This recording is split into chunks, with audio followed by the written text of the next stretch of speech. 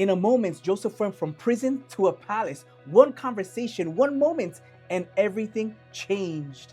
This lets us know that when it's God's timing, nothing can hold you back. The same thing that happened to Joseph can happen to us. Stay tuned because we're going to be reading Genesis 41, where we finally see Joseph living the dream.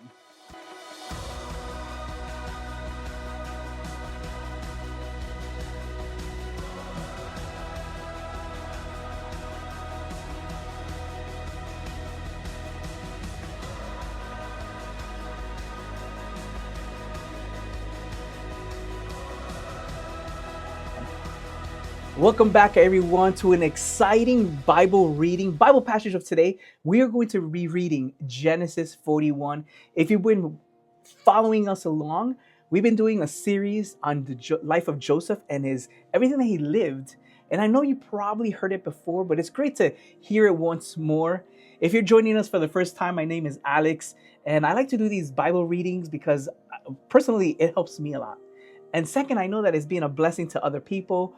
People message me and talk to me and say, keep doing it, keep doing these messages. They are really helpful. And honestly, I hear other people's messages, and sometimes I'm doing work or I'm driving, and I know that it's a blessing. And let's continue to lift each other up and talk about things that are in the Bible and also help us with our day-to-day.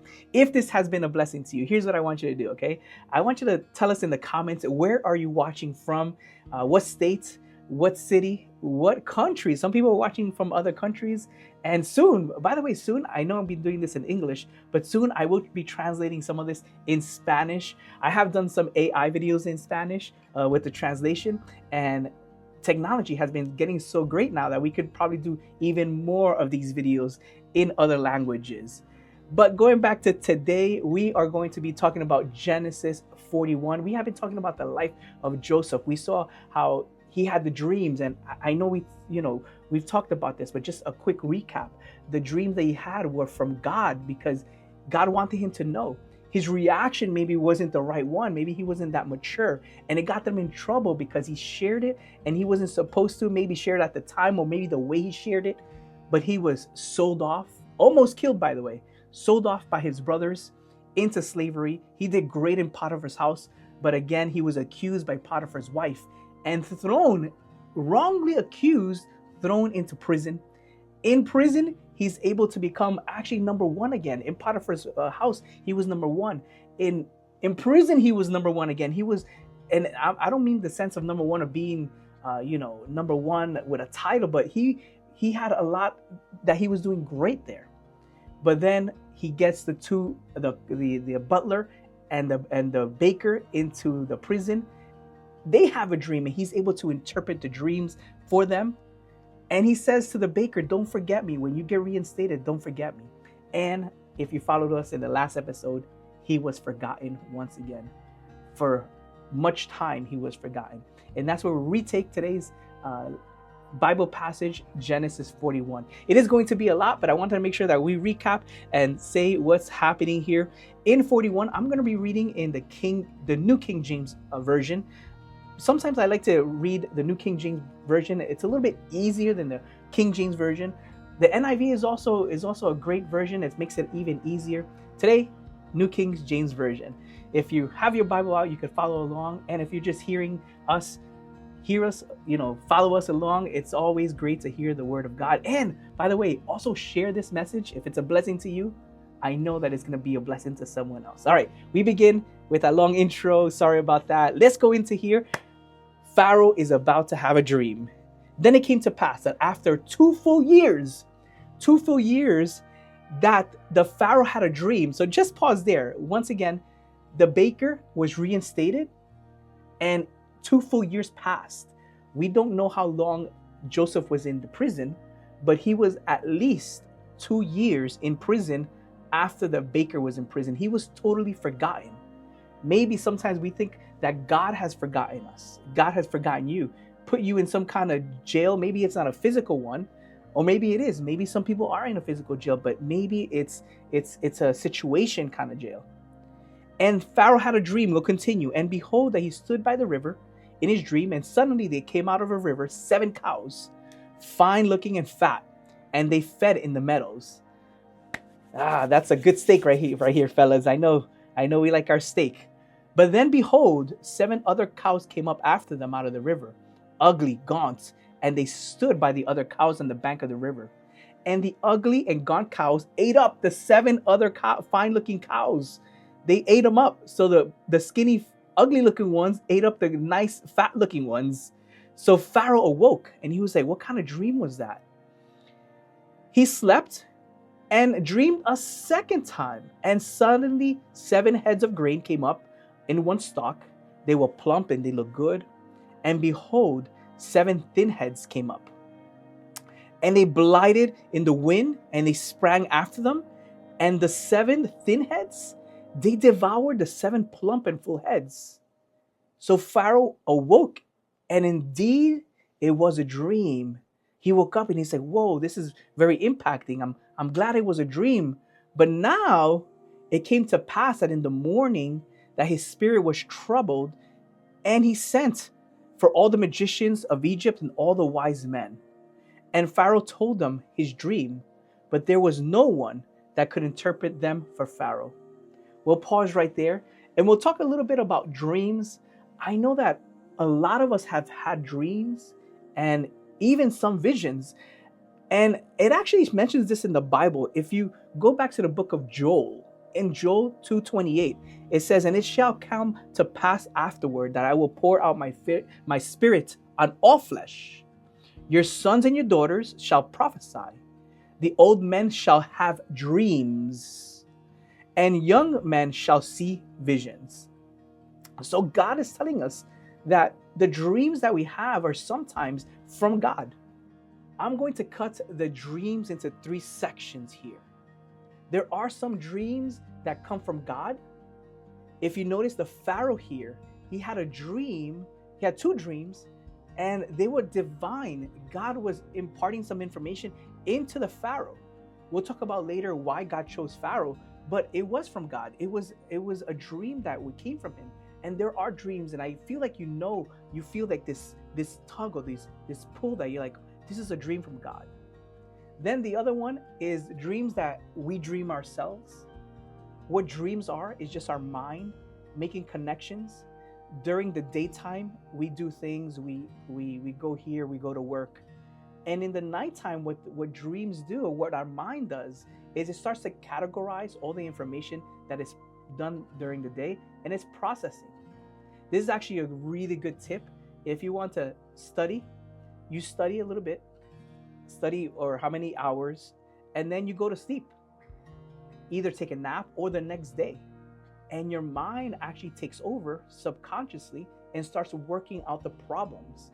Your mind is like a super duper computer. It's really, really awesome. And that's, I believe, where the phrase came, let me sleep on it. And I feel that is true. Your mind, you're able to think about it a little bit longer. Your mind's able to process. And sometimes the dreams are just that, your mind processing and making connections subconsciously of things that you do during the day. I'll give you a quick example, not of a dream, but just a made-up scenario. Let's say you're dreaming of riding a horse and also playing basketball. 2 things that have nothing to do with each other. But in your mind, what your mind does is it forms connections and it makes things connect. Subconsciously, it's trying to categorize things and form connections. Sometimes our subconscious is even stronger than our consciousness. But that's just how God created us. We are made as a super best computer ever devised is our mind, and it holds a lot of information. And at nighttime, it needs to process that. The third one is when we're able to see, and some people are able to see the spiritual world. There are nightmares. There may be demons that you're able to see. And the spiritual world is open more during the night because of several reasons. Number one is because we are in a state of rest. We're in a state of rest, and not a lot of things are happening to us. We're resting. We're not distracted by things. And that's why the spiritual world, demons and angels, are able to come in and not come in. They've been there. They have been there, by the way. But we are more attuned to it because our spirit and our body is our rest. The other reason, and here's another big part of this, God allows this to happen. So even if it's a nightmare, even if it's, I've seen that a lot of kids, working with kids tend to have more nightmares and see the spiritual world, is because they have less junk in their mind. They have less things that are this, distracting them, and they're able to be attuned to that. Once again, it's not that it just appeared. It's that the spiritual world is always here. We're just able to see it at that time. And these are 3 different places that we get our dreams from. And sometimes it's just nothing. Once again, the mind is powerful and it's just processing. It doesn't mean much. It's just processing. But sometimes you feel that tug and you know that it's a dream that means a little bit more. And here's what the Pharaoh called magicians. He called wise men, and nobody could translate it. But the chief butler finally, he spoke to Pharaoh saying, and this is verse 9, he said, I remember my faults this day. When you're like, oh man, I forgot to call this person. This butler forgot Joseph for 2 years. When the Pharaoh was angry at his servants, remember that situation? He put me in custody of his house of the captain of the guard, both me and the chief baker and Joseph. We each had a dream one night, and he interpreted us according to the interpretation of his own dream. Now there was a young man. He was Hebrew. He was there. He was a servant of the captain guard. And he told the baker the interpretation. And to each man he interpreted according to his own dream. And in verse 13 he says, and it came to pass, just as he interpreted for us, it happened. He restored me to you. You restored me to the office. And you hanged the baker. Exactly as the young Hebrew man had said, which was Joseph. In verse 14 it says, then Pharaoh sent, and he called Joseph, and he brought him quickly out of the dungeon. He was in a dungeon. He had shaved, they shaved him, they changed his clothes, and they presented him to Pharaoh. And Pharaoh said to Joseph, I had a dream, and there was no one else to interpret it. But I have heard it said that you can understand a dream to interpret it. So Joseph answered Pharaoh, saying, it is not me. God will give Pharaoh an answer of peace. And I love this of Joseph because he does have this ability to interpret dreams, have dreams and interpret them. And at the same time, he gives God the glory every single time, even when he has been in the dungeon, in prison for many years, doing well, and then thrown to the low lows of being kicked out of Pharaoh's house, being kicked out of his own house, and he's still giving God the glory. This is an amazing trait to have and to learn from Joseph. Out of this whole series, I think this part is the epic piece where we're like, wow, Joseph, you really, really had faith in God. And I hope that I can have that same faith as you had, even when it's the low times. I believe that a lot of us have faith when it's the high times. It's the low times that really, really get us. Or honestly, for sometimes, it's also the high times. People forget about God.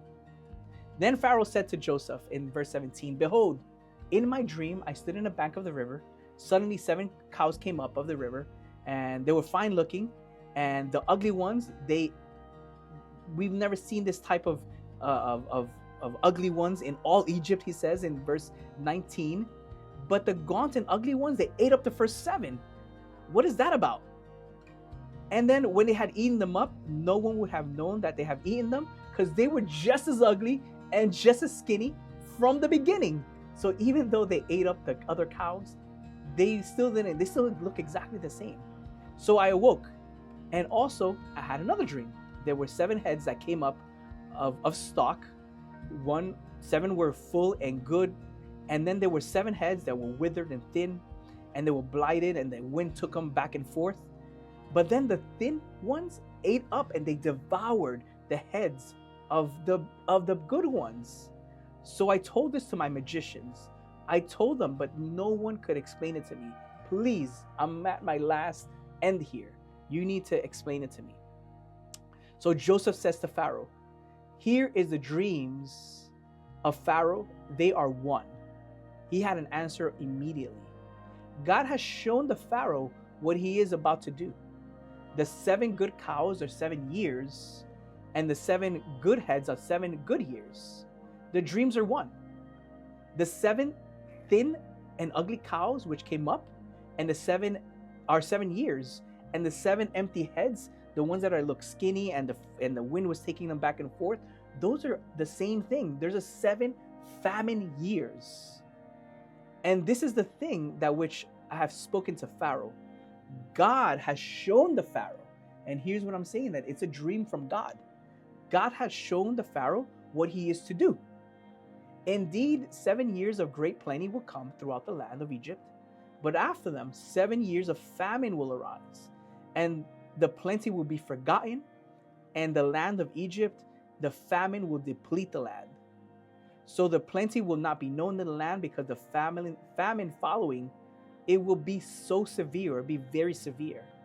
And the dream was repeated to Pharaoh twice, because the thing is established by God, and God will shortly bring it to pass. This gives me chills in so many levels. And I'll talk a little bit right here of God sometimes choosing people who are, the Pharaoh wasn't a godly person. He wasn't really following God. If you know anything about the Egyptians, they had many gods. And yet God chose to talk to Pharaoh in a dream and alert him of things that are happening. In my mind, I feel that this is happening because God is always trying to reach all people. He's trying to reach all people, and he knew that by alerting Pharaoh, by helping Pharaoh, that many people will be helped. God uses anybody. In the Balaam story, God even used the donkey. If God could use a donkey, God could use any of us. And especially if you are a believer, God is always trying to give us signs. He's always trying to talk to us. He's trying to speak into our lives. We just have to be open and always seeking those things and say, God, talk to me. I want to hear from you. Reading the Bible is a great way, for sure. It is the exact way that we have. We just go and read the Bible, open, and God has spoken, written it down and spoken to us already. But if we keep praying, keep seeking God, I know that God will speak into our lives in many ways, not just dreams, but in many, many ways. We'll continue here. And it says in verse 33, now therefore let Pharaoh select a discerning wise man and send over the land of Egypt. Let Pharaoh do this, and let him appoint offices over the land to collect 1/5 of the produce of the land of Egypt in the 7 plentiful years. And let them gather all the food of those good years that are coming, and store up the grain under the authority of the Pharaoh, and let them keep it in some cities. Then that the food shall be as a reserve for the land for the 7 years of famine, which shall be in the land of Egypt. It's happening. But the land will not perish during the famine, because we will have the storage of food during the times of greatness. We will be able to store. And Pharaoh was like, this is so interesting. This is such good advice. In verse 37, it says, so the advice was good in the eyes of the Pharaoh and in the eyes of his servants. Everybody's like, wow, if this is true, then this is a great idea. Let's start to store up. And Pharaoh said to his servants, can we find such one as this? A man who is the Spirit of God. So he started looking around and said, hey, who can we find that has the Spirit of God? But this man here, Joseph, who already has interpreted the things of God. And then Joseph said to the Pharaoh said to Joseph, inasmuch as God has shown you all of this, there is no one discerning or as wise as you. You shall be over my house, and all my people shall be ruled according to your word. Only in regard to the throne will I be greater than you. And the Pharaoh said to Joseph, see, I have set you all over the land of Egypt. This is an amazing moment. In one conversation, in one moment, Joseph went from prisoner, from the low, to the second highest person in all the land. And if you hear the words of the Pharaoh The Pharaoh was even excluding himself in a lot of the day to day and everything. He said, all the difference between me and you is that I'm gonna sit in the throne and you're gonna have all the authority. You're gonna have all the say. And like that, Joseph went from the low to a high. But I believe that it was all a process. It wasn't that Joseph was ready to do this when he was so young in his father's house. He had to learn being humble. He had to learn many things. And unfortunately, I believe that many of us, I know that you are, because God has that. He has established us to be kings and priests of this land. But in order to take that mantle, to take that authority, we all have to go through these troubles, these tribulations, these learning periods, these valleys, in order that when we get to that high place, that when we get to that place where God has put us in a really good place, we're able to take it in a much humble place, in a much humble heart, and not just take it over and be someone that God doesn't want us, or get lost in that kind of position or that kind of responsibility. God in all this teaches us and takes us to a path that we're able to grow, in Him. I'll continue a little bit here. It says, then Pharaoh took his signet ring off his hand, and he put it in the hand of Joseph, and he clothed him with his garments of fine linen. He pulled a gold chain around his neck, and he had him ride in the second chariot which he had, and he cried out before him, bow to the knee. So he set him all over the land of Egypt. Pharaoh also said to Joseph, I am Pharaoh, and without your consent no man may lift his hand or foot in the land of Egypt. And Pharaoh called Joseph Siphonah Paneah, and he gave him as a wife Asenath, the daughter of Petra, a priest of On. So Joseph went out all over the land of Egypt. This is a big chapter, a big section of Pharaoh just giving him all the power over everything. And he told people, kneel down before Joseph.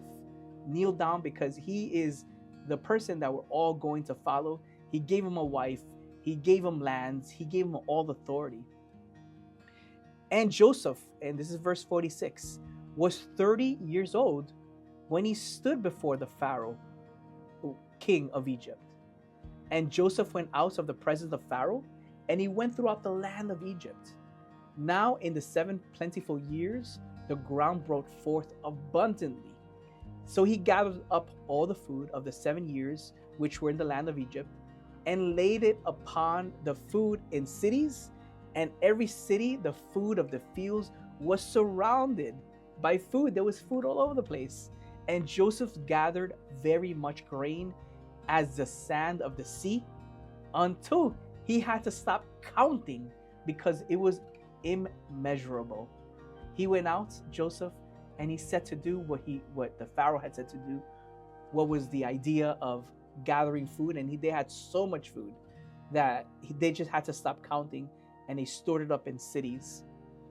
In verse 50 it says, and Joseph, he was there, and he bore 2 sons. For the years of the famine came, whom Asenath his wife, who was the daughter of a priest of theirs, they bore him 2 sons. Joseph called the name of his firstborn Manasseh, for God has made me forget my toil and all of my father's house. And that's what the name Manasseh is. And the second name of the second child he called Ephraim, for God has caused me to be fruitful in the land of my affliction. Wow, this is 2 powerful statements. He names his sons, remembering the things that he's passed. And he knew that God had taken him out all this stuff, but he recognizes that toil has become sadness, has become happiness and laughter and a new beginning. He recognized the old and giving tribute to that new. And he named his 2 sons, Manasseh and Ephraim. And if you remember, I'm going a little ahead here, but the 12 tribes of Israel, there isn't a tribe named Joseph. There is not a tribe named Joseph in the 12 tribes. There are 2 tribes named Manasseh and Ephraim. So the 12 tribes of Israel actually exclude Joseph and include his sons. That's the only tribe that happened. And in later other chapters, we talk about it where Jacob, Israel, that has changed his name, he blesses the sons Ephraim and Manasseh, and he includes them in the tribes of Israel, excluding Joseph, but including 2 tribes. Then the 7 years of plenty were in the land of Egypt, they ended. In verse 54, and the 7 years of famine began to come as Joseph had said. The famine was in all the lands, but in all the land of Egypt there was bread. So when all the land of Egypt was famished, the people cried to Pharaoh and saying, "Give us bread." And the Pharaoh said to all the Egyptians, "Don't come to me. Go to Joseph. Do whatever he says."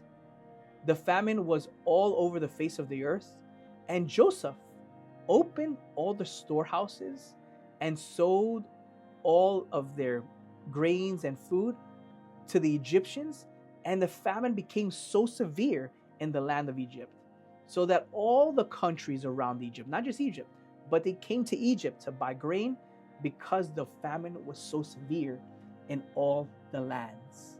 And this ends today's reading of Genesis 54.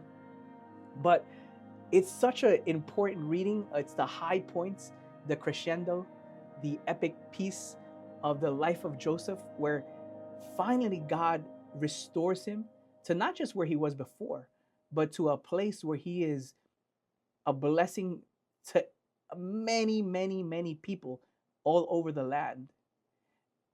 Once again, looking and applying this to our lives, I know that God has something special for you. And the reason that I know that is because God says that he has nothing but good things for you in store for you. He has nothing but good things in mind for me.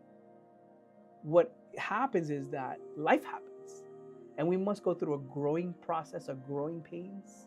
And if you look here, Joseph was 30 years old before he even stood before the Pharaoh. And like, I know that sounds like 30 is actually a young age for if you want to think about it. It's not too old, but he had to for 30 years things were going wrong for Joseph. So many things went wrong instead of good. And that's what we have to hold on to. Have faith. Have faith that all things work for good for the people of God. And here's what's a little bit, it's hard to accept in that verse, is that it says all things are work for good. Even the bad things are for good in the things of God. Not that you will not go through bad things, but even the bad things will be used for good. And God knows that. God wants to use us, but we must all go through the process, through the growing pains. We will be living the dream as Joseph did. He is now the highest in the land, and he's living the dream. But the whole time, his whole life, we're not gonna cross off the 30 years before he came into Pharaoh's house. All that time, he was still living the dream. But now he's in a place where God is able to trust him with the power and the authority that he has, being second in command, just one off Pharaoh. It is amazing, amazing. I'm going to give a special blessing because I want us, all of us, to live the dream that God has placed in us. God, thank you because you've given us these words, you've given us these stories, you've given us these actions to follow, these patterns to follow. Thank you for Joseph's life. But now I pray for all of our lives, the listeners that are here, and we bless them, God, in your name, that they're able to take even the bad things. Maybe they're going through bad things right now, but they're able to take those bad things and turn them into something great. You have great things in store for us. I believe that. Thank you, God. Let us be able to learn from even the bad things and take the good things for the betterment of those around us and for all the world to see your light. In the name of Jesus, we thank you for this. Thank you all for being with us. We will continue because it does not stop here.